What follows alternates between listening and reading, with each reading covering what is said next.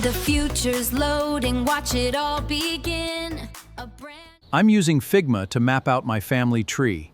It's quite intuitive for genealogy. This way, I can share it with all my family. It is truly wonderful. Good day, everybody.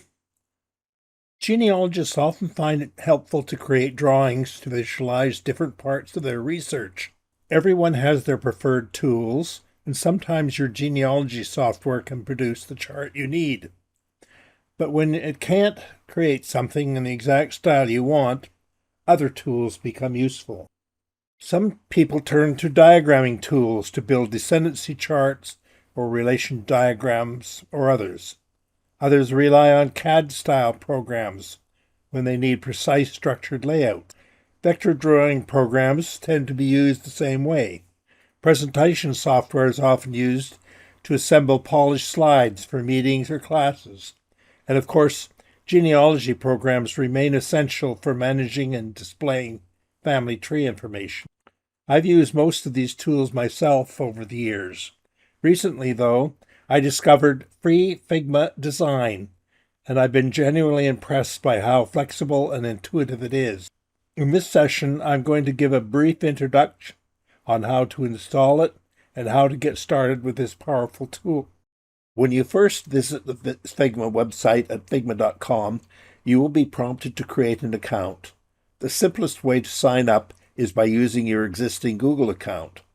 Once you log in, Figma will guide you through a series of onboarding questions, starting with your name. Simply leave it as your Gmail address and click Continue. Next, you will see a few screens asking for information about yourself and how you plan to use the platform.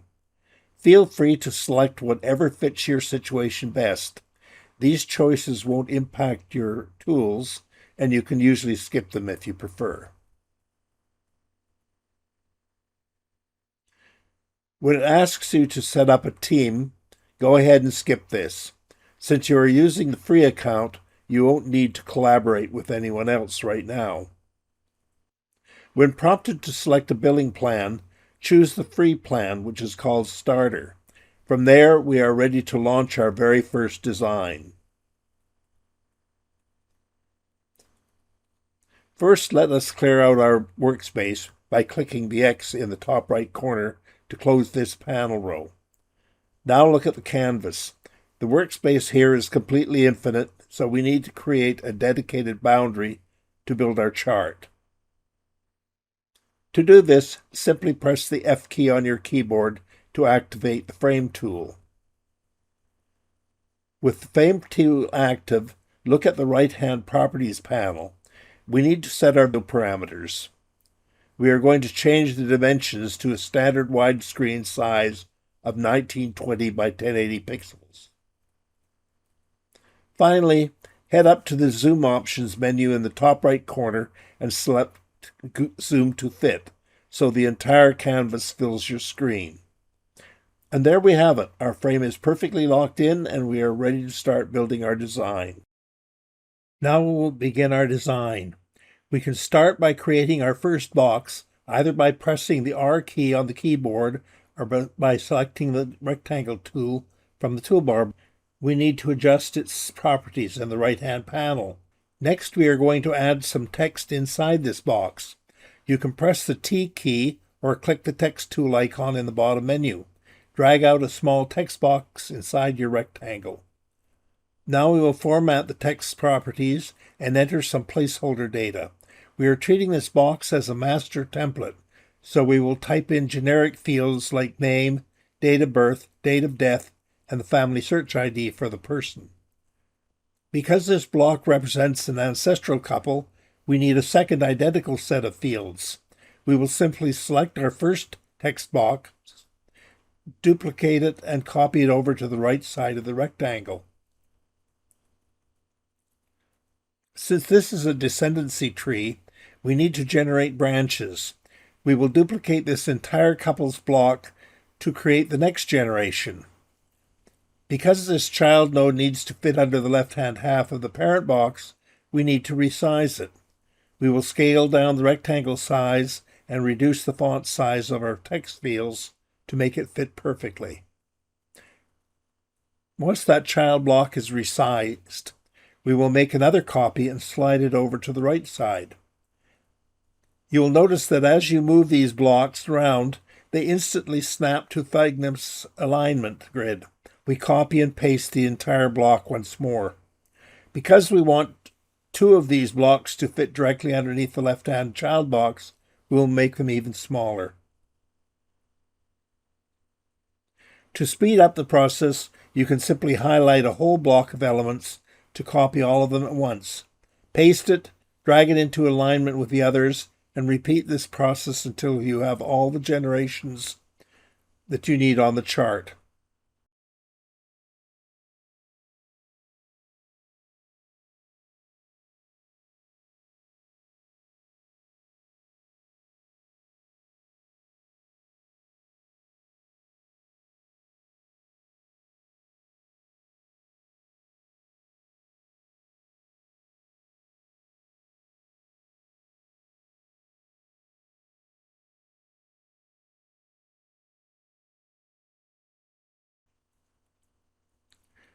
Now we're going to make a copy of this master individual block and save it for future use.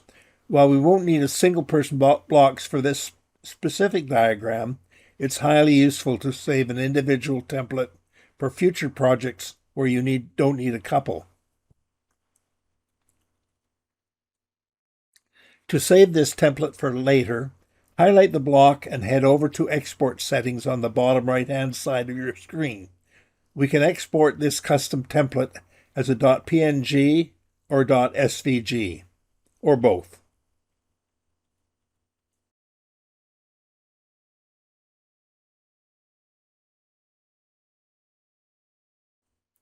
Let's connect our generations using lines.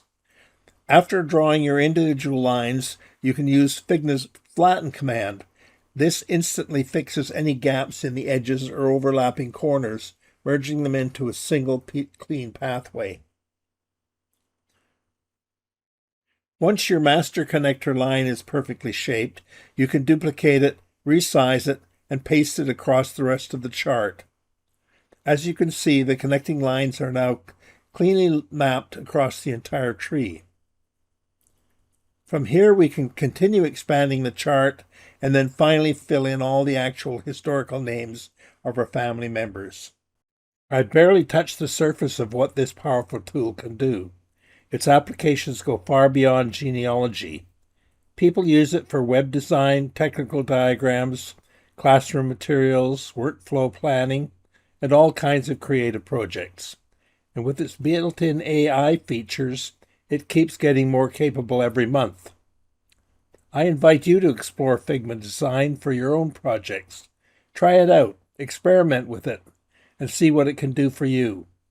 And once you've had some fun with it, why not prepare a presentation for Tech for Senior so that you can share your experience with others. Thanks for watching and have a great day. See you next time.